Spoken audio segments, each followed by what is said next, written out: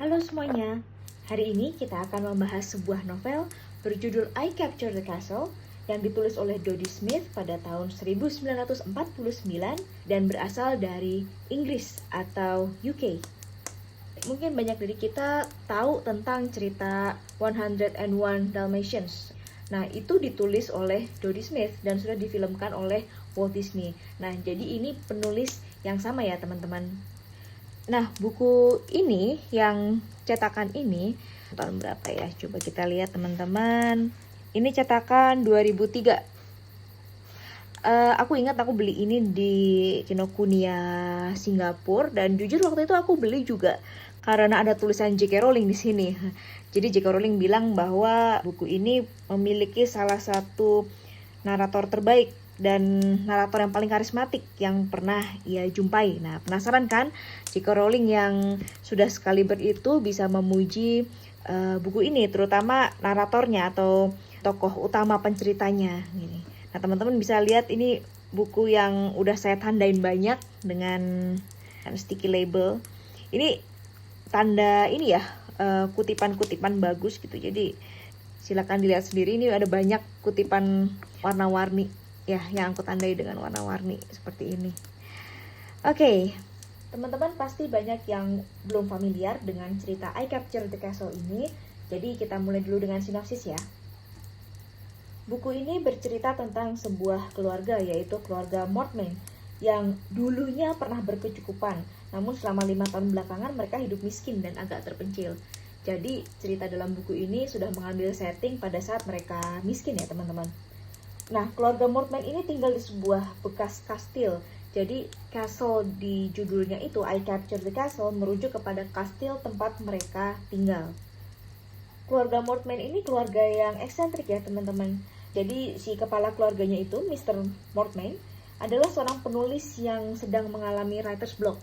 Jadi dia pernah melahirkan sebuah buku bestseller, tapi kemudian sekarang dia nggak bisa nemu ide lagi gitu buat nulis. Dan ini yang menyebabkan keluarganya jadi jatuh miskin. Istri pertama Mr. Mortmain diceritakan sudah meninggal. Dan tokoh istrinya ini yang di buku ini adalah istri keduanya. Ya ini orang yang baik sebenarnya, cuman sama-sama eksentrik juga. Jadi istri kedua Mortmain ini seorang model lukisan, kayak hippie-hippie gitu gayanya. Nah, dari istri pertamanya yang dulu, Mr. Mortmain ini punya 3 anak, yaitu Rose, Cassandra, dan Thomas.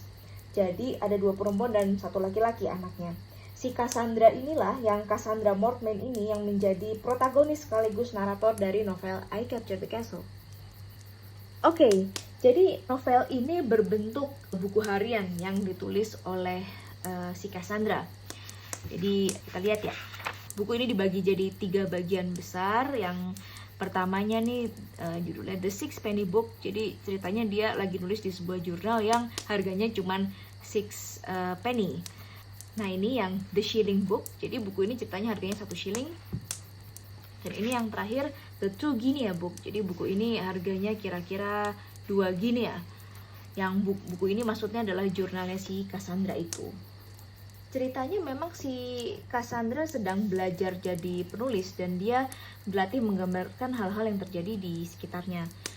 Well, novel ini boleh aja sih dibilang novel romance, teen lead, atau drama keluarga. Ya nggak salah juga sih, karena memang mengandung semua unsur itu. Tapi I think the charm of this book lies in its narration. Jadi narasinya yang mengagumkan banget. Objeknya sih mungkin biasa aja ya. Jadi objek narasinya, hal-hal yang sedang diceritakan itu B banget. Jadi kegiatan sehari-hari dan obrolan sehari-hari dalam keluarga dan lingkungan sekitar rumahnya si Cassandra. Tapi Cassandra ini, atau ya mungkin lebih tepatnya pengarangnya ya, Dodie Smith ini, dia bisa membuat hal-hal biasa itu menjadi sangat menarik gitu. Menarik, lucu, ironis, dan pengen kita terus baca. Jadi kalau teman-teman pernah baca Harry Potter, nah si J.K. Rowling ini kelihatannya belajar banyak tentang narasi dari buku ini. Dan mereka berdua rupanya juga mendapat pengaruh dari Jane Austen.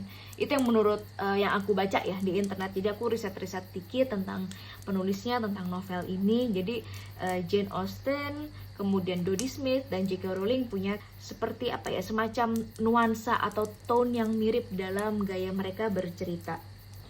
Karena aku sudah pernah baca baik Jane Austen maupun Harry Potter, jadi aku senang banget waktu bisa merasakan kembali nuansa yang mirip di novel I Captured the Castle ini.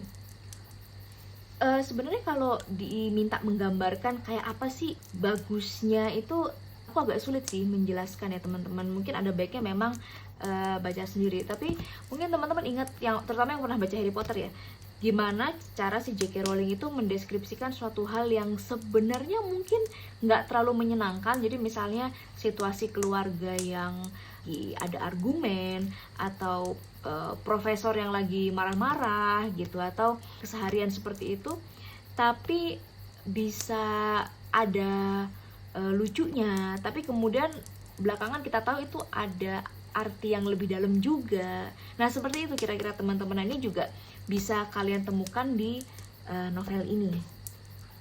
Novel ini panjangnya 410 halaman kalau nggak salah nih ya. Jadi ini 409, kelihatan nggak ya, 409, ini 410 jadinya. Jadi tebelnya 410 halaman. Ya medium lah ya, tulisannya juga nggak kecil-kecil banget, sedang. Jadi kayaknya nggak terlalu berat, mudah-mudahan bacanya. Ada banyak hal yang menjadi apa ya, topik atau tema bahasan di dalam novel ini. Jadi Believe It or Not 410 ini menurut aku sih buku yang cukup tipis untuk membahas hal sebanyak itu. Nah, 3 hal yang paling dominan menurut aku yang dibahas dalam buku ini atau diangkat dalam buku ini, yaitu pertama, studi karakter. Jadi si Cassandra ini banyak mengamati orang-orang dan menuliskan hasil pengamatannya itu. Nah, ini adalah porsi utama dari I Captured the Castle, dan yang membuat novel ini nggak pernah bisa dilupakan. Sesuai tadi yang J.K. Rowling bilang, narasinya ini yang menurut dia paling karismatik. Kedua adalah topik tentang cinta. Cinta ini dalam artinya luas ya. Jadi ada cinta keluarga, ada jatuh cinta pada lawan jenis, ada cinta akan seni, ada juga cinta yang palsu, dan bahkan ada perenungan tentang cinta akan Allah dan sesama. Jadi seluas itu dan sedalam itu bahasan buku ini. Topik ketiga ini adalah soal iman dan seni. Nah, kan lebih berat lagi ya. Jadi emang lumayan mengejutkan sih. Ada refleksi filosofis yang cukup mendalam di sini ya. Tadinya aku kira emang cuman apa ya, mungkin lebih banyak cintanya itu, tapi ternyata bisa lebih dalam lagi dibawanya. Memang bentuknya sama sekali bukan seperti paparan ilmiah ya teman-teman. Jadi nggak usah khawatir akan dikuliahi gitu ya, karena aku sendiri juga nggak suka buku yang ada pesan moralnya tapi disajikannya itu seperti menggurui gitu. Nah jangan khawatir, jadi bagian-bagian itu, topik-topik itu semuanya terjalin banget dalam buku ini. Jadi kita nggak sadar aja gitu, kita enak baca ceritanya gini, nanti pas sudah selesai, oh kita dapat banyak hal yang bisa kita renungkan gitu. Well, teman-teman yang mencari cerita dengan plot yang cepat dan alur klasik yang konflik, klimaks, anti klimaks, resolusi, mungkin nggak akan suka dengan buku yang satu ini. Ini novelnya lebih mengalun ya teman-teman, dan konfliknya tuh nggak ada satu yang major gitu loh. Jadi banyak, multiple, tapi kecil-kecil. Ya aku nggak akan kasih spoiler sih di sini gimana, dan konfliknya itu juga nggak satu tema aja gitu. Kalau teman-teman penasaran dikit aja gitu ya tentang kayak apa sih isi bukunya, ini aku mungkin akan kasih beberapa contoh kutipan langsung yang bisa membuat teman-teman terbantu mungkin ya untuk menilai apakah buku ini cocok nggak kira-kira buat teman-teman. Nah coba kita lihat. Nah, ini ada satu kutipan yang menarik. Contemplation seems to be about the only luxury that costs nothing. Jadi ini menggambarkan betapa miskinnya Cassandra dan keluarganya itu, jadi sampai ya bisa dibilang nggak punya apa-apa gitu ya teman-teman. Dan buat si Cassandra, contemplation jadi kontemplasi atau kegiatan merenung ya, kegiatan refleksi gitu, itu adalah satu-satunya kemewahan yang tidak ada tuntutan untuk bayar, jadi gratis. Kontemplasi itu adalah suatu kemewahan yang gratis bagi si Cassandra. Ini ada kutipan lagi yang agak lucu. Men don't really mind you're showing you like them when you do, but they run a mile from obvious fascination. Ini kalau nggak salah tentang si Topaz. Topaz itu nama ibu tirinya Cassandra, bersaudara ya. Dia lagi nasihatin kakaknya Cassandra yang namanya Rustadi tentang laki-laki gitu. Jadi katanya laki-laki itu sebenarnya nggak apa-apa kalau kita, maksudnya kita itu perempuan ya, perempuan itu menunjukkan bahwa kita suka sama mereka, tapi laki-laki itu bakal lari sejauh-jauhnya kalau kita terlalu jelas menunjukkan bahwa kita suka. Ya mungkin teman-teman ada yang relate kali ya. Nah ini juga ada yang menarik nih teman-teman, bagus banget. Ini sebenarnya malah udah nyerempet kutipan religius ya. Which way of life was best, hers or the vicar's? I decided that he loves God and merely likes the villagers, whereas she loves the villagers and merely likes God. And then I suddenly wondered if I could combine both ways, love God and my neighbor equally.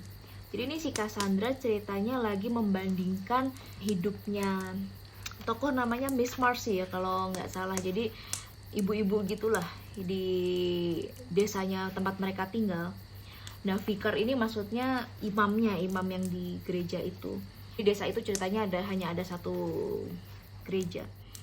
Nah, ini dia membandingkan hidupnya antara hidupnya Miss Marcy dengan hidupnya si vicar. Nah, menurut Cassandra, dia melihat bahwa si vicar ini mencintai Tuhan atau mengasihi Tuhan, tapi kalau terhadap penduduk desa ya dia cuman suka gitu, cuman like the villagers. Sementara Miss Marcy itu kebalikannya, dia love the villagers, dia cinta banget sama penduduk desa dan dia hanya suka sama Tuhan. Jadi hanya suka-suka biasa gitu sama Tuhan.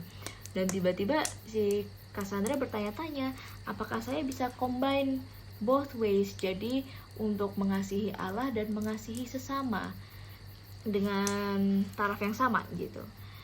Pesan moralnya itu tidak disampaikan dengan eksplisit atau seperti menguliahi itu tadi, tapi terjalin di dalam kegiatannya Cassandra gitu. Buat yang suka buku ini mungkin akan sangat memorable buat teman-teman. Buku ini disebut sebagai forgotten classic di negeri asalnya.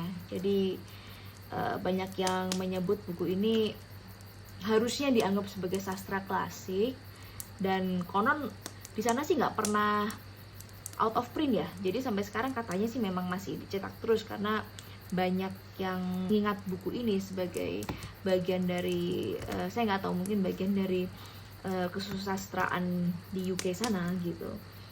Cuman memang sayangnya nggak jadi terlalu terkenal gitu ya di luar UK. Sekian review aku tentang I Captured the Castle. Semoga suka and I'll see you next time. Bye.